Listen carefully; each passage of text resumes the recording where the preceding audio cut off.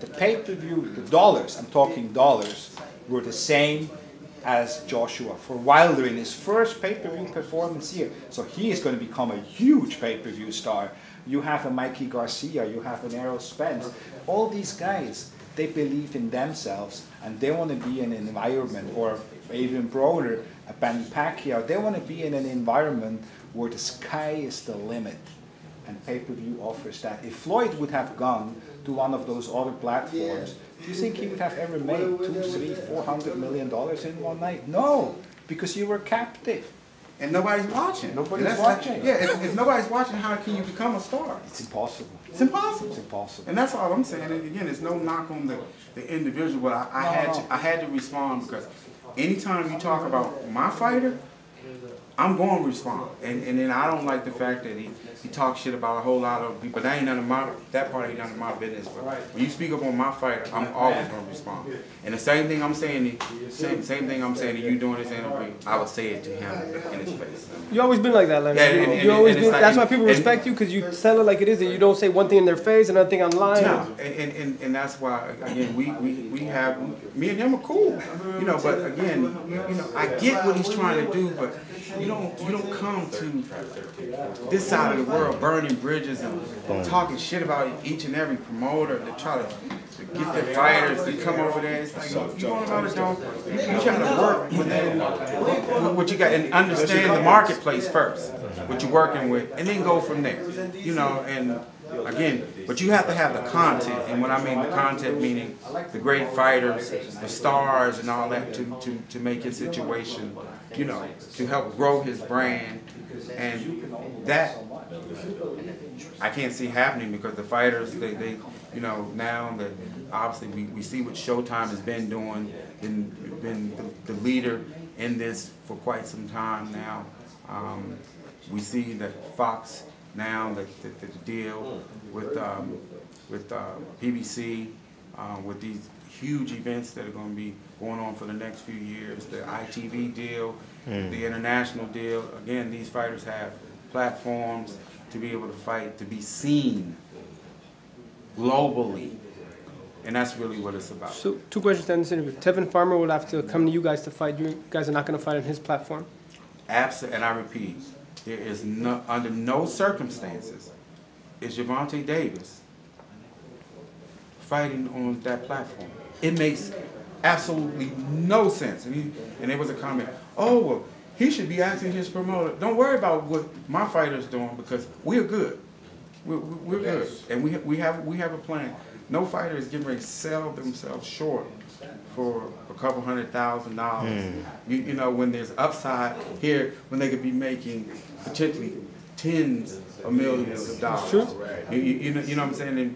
And when you understand that, because one, it's an insult to the fighters. To me, it's an insult to the fighters to think that they're that naive. These fighters, these days, well, that's what I love. They've been educated.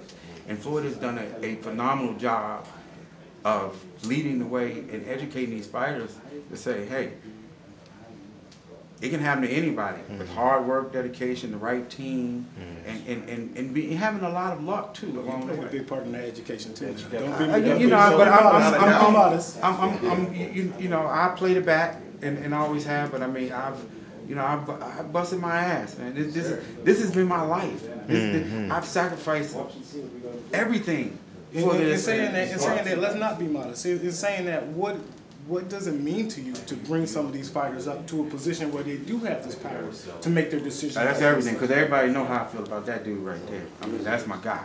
I mean, that's my guy. You know, all my fighters are my guys. But I'm saying that he's special. So you actually see Tank as a upcoming potential Mayweather? Yeah, there will never be a Floyd Mayweather. He will be the next Gervonta. He was the first Gervonta. Yeah. Meaning, yeah, I'm saying that he will be that. You can't compare, because the generations are different. The opponents, the level of everything is different. But okay, if you don't make $1 billion and you make 500 million, Jesus Christ. For real. You know, you see what I'm saying? It's like, again, it's like, and this is these are things that we're talking about that are tangible. Sure. These are things that are like, oh, not pop. Not pie in It's the like sky, if you listen, we have the platform. He has a great. When I say this guy has a great team and great minds of people working together, and again, it's like we built Floyd. Yes. You know what I mean? And it's been a carefully thought out process. We've had a plan from day one when he hit the platform on his first pay-per-view fight. Well, on the boardwalk. I ain't gonna say the first. We had a plan in the first pay-per-view fight to get to Oscar, but once we got there, then that's when it took off. And the plan, the plan, it just came all the way together. But we knew what we were doing in 2007, where we were going to be in 10. We knew we were going to line up Cotto and this guy and Manny Pacquiao. That was the plan. Floyd wanted to fight all those guys. So it's clear you have the blueprint to make Yes. Thank you, Leonard. Talk to me about that selection process. How do you? There's a lot of boxes across the globe. Yeah. How do you pick and choose? I can't give you that secret, but I can tell you this. It's a lot. This is what I do all day, every day. Sleep, eat, drink this. Al does the same thing. Anybody who's heavily engrossed in this sport and who's had a lot of success, you don't really have time to because it's so many moving pieces. I mean, me and Al, we talk, I'm not exaggerating, at least 8 times a day.